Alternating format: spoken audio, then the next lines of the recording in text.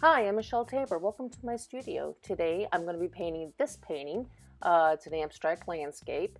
Before I get started, I want to show you my tools fairly quickly. It's a little bit different than what you typically see, and remind you, if you do want to try painting like this, to use proper precautions with masks, gloves, eye protection.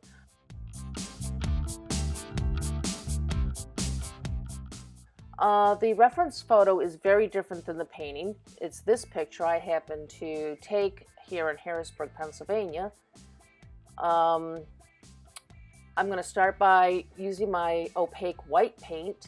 I mix that with an alkyd gel and also cold wax medium. This is the only time I'm really going to show you how to mix paint. You want to mix really well. So let's crank on the music and start painting.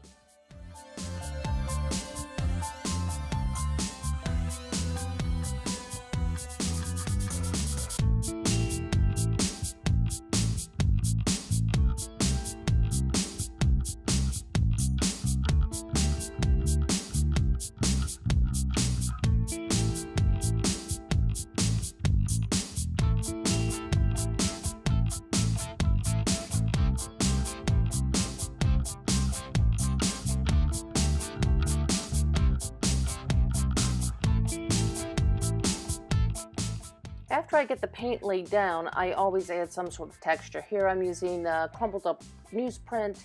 I roll it down with a roller, and it imparts a texture into the paint. And after I add the texture, I usually knock it down with something. Here I'm using a bowl scraper.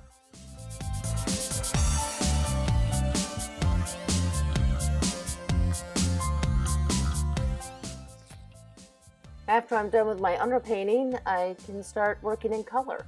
I let that underpainting set for a little bit so it doesn't pick up and get mixed in with the subsequent colors that I use, because my color palette is strictly transparent paint, and if it got picked up and got mixed in, it would not be transparent anymore.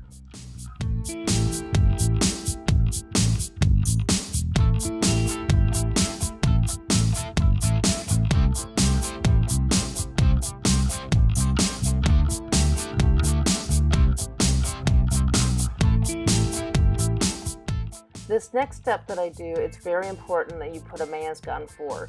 That's an odorless thinner, and I'm spraying it through a household sprayer to let it dribble and streak, and you really do not want to be breathing the droplets of odorless thinner in the air, so please wear a mask.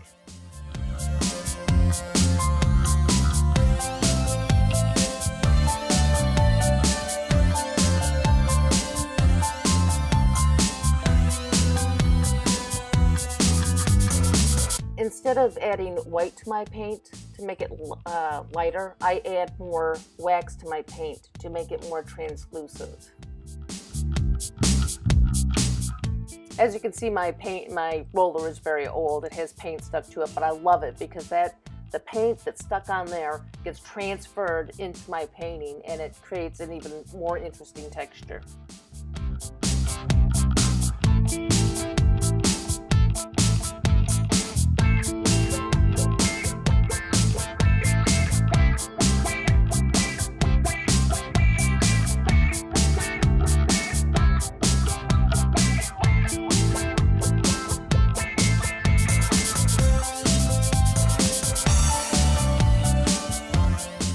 The next technique is really quite simple. I take the odorless thinner and I suck it up into an eyedropper, and I use the eyedropper to either splatter the paint on the thinner on the painting, or I'll use it to just drip it down the face, so I'll have long streaks coming down the painting.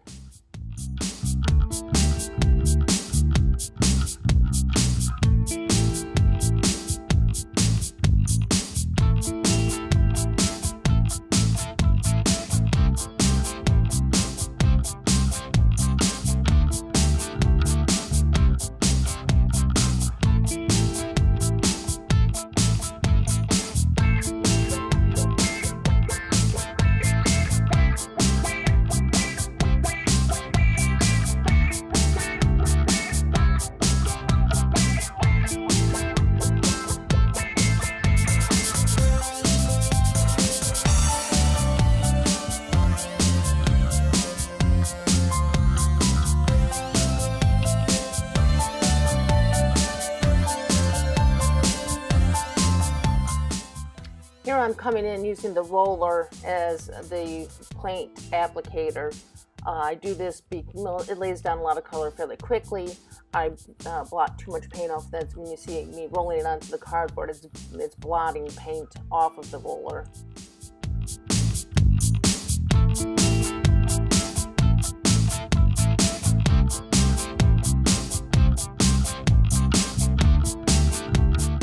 At this point, I'll note I only use 5 colors when I paint. This green that you're looking at here is a mixed green. It's not green out of the tube.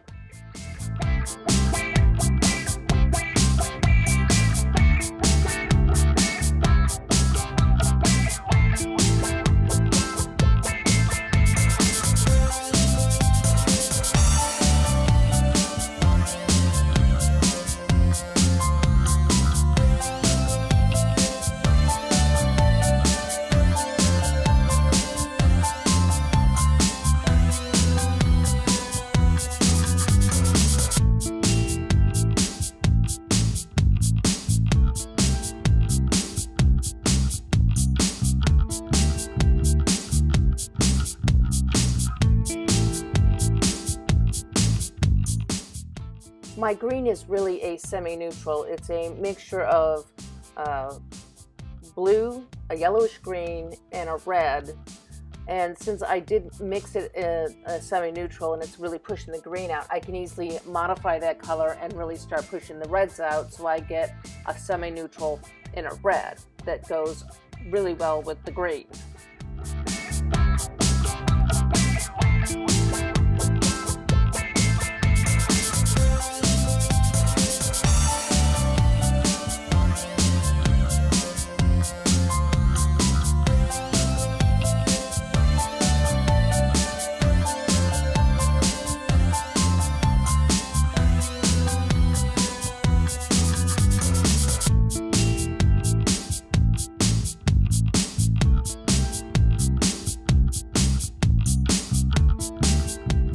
Sometimes you'll notice I'll take my squeegee and I'll reach in and grab just some plain wax, and I'll kind of charge it onto the squeegee and run it across the paint. And the reason I do that is if you get your squeegee onto like really tacky paint, it creates lines because it has a drag.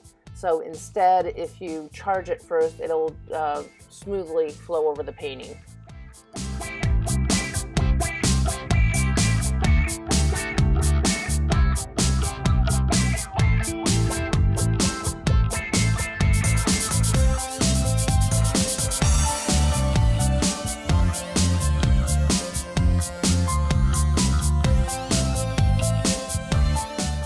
Here you'll notice that I pick up my palette knife and use it on my painting for the first time. You'll also notice that I'm using it to take off paint and not lay it on. I never use my palette knives to apply paint. I don't particularly care for them for that use. I'd much rather use my bowl scraper or my squeegee or my roller than a palette knife. But the scraping texture to get it down to that wood grain is just, it's awesome.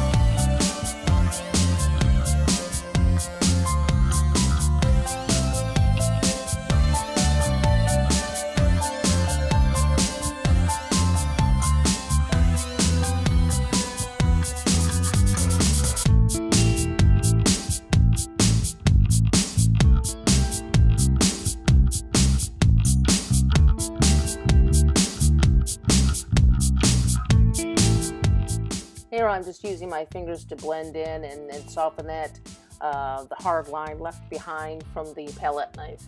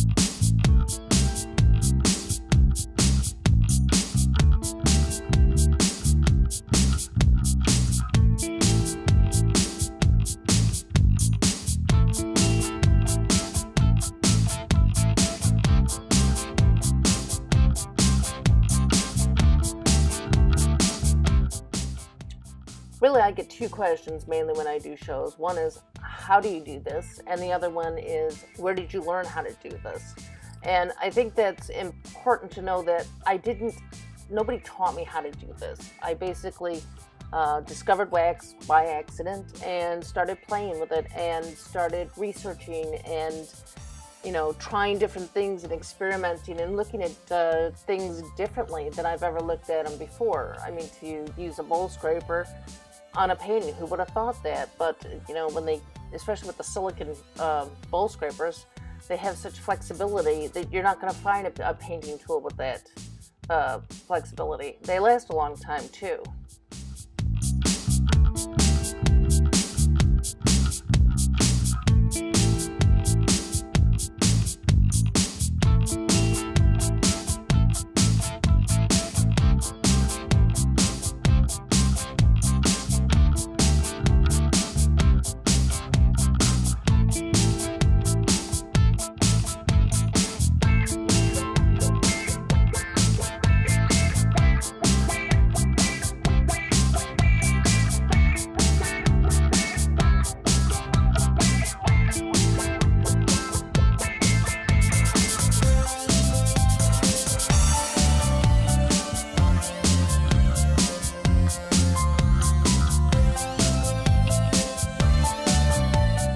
Since I couldn't find a bowl scraper small enough, I started stealing the ends of spatulas from the kitchen to apply paint.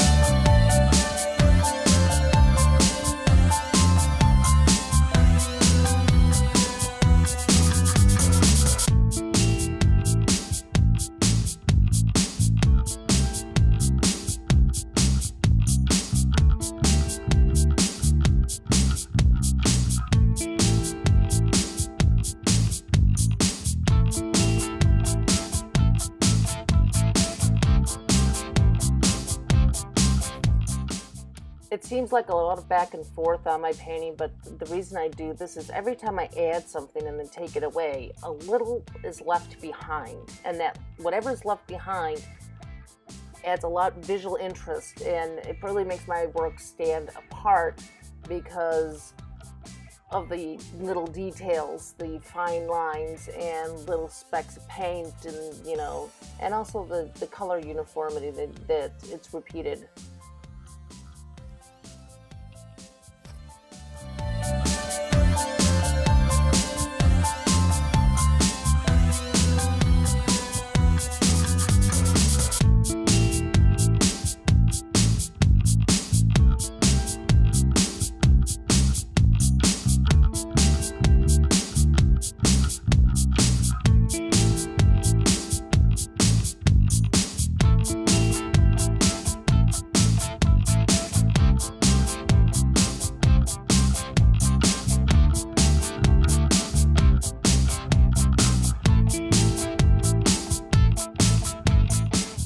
You'll notice on occasion I step out of frame, and really it's stepping back and looking at my work, and, you know, it's constant evaluation of what I'm doing and where I'm headed.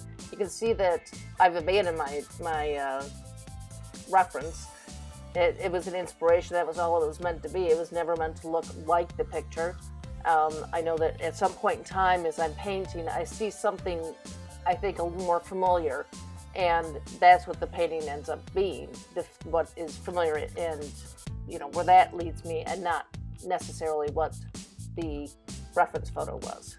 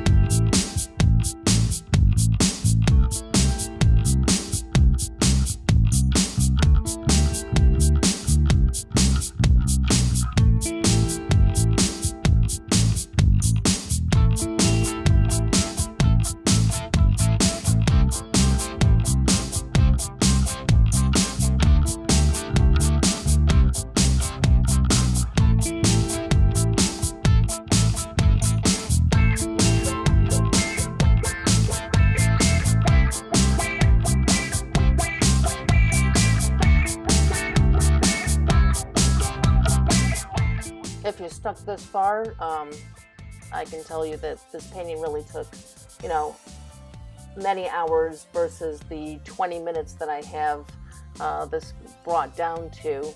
I'm nearing the end, and I can see that in hindsight. I didn't know it at the time. So stick with me, it's just about finished.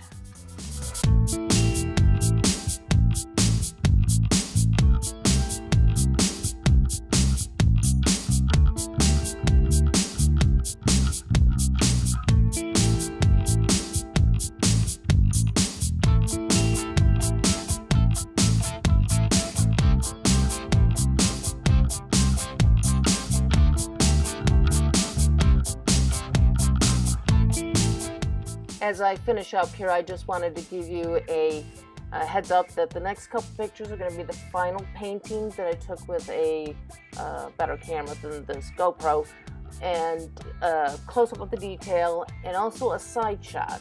And what's interesting about the side shot and why I added it is I had encountered this guy at a show, and he's looking at my work from the sideways, and he goes, when you first look at it, you don't see how cool it is until you see that it's so smooth versus how textured it is. And so I wanted to add that in here. It's the one piece that always gets missed when I submit work to different juried shows, is they see the texture and they see the simple form, but they don't understand that the texture is just visual. It's all made in layers. Here comes the side shot right here. You can just see it's smooth. It does not have the final coat of clear wax that's coming. So I hope you liked my video. If you want to see more like this, give me a thumbs up. Subscribe to my channel. You can see all my work at taberart.com. Thanks for spending this time with me.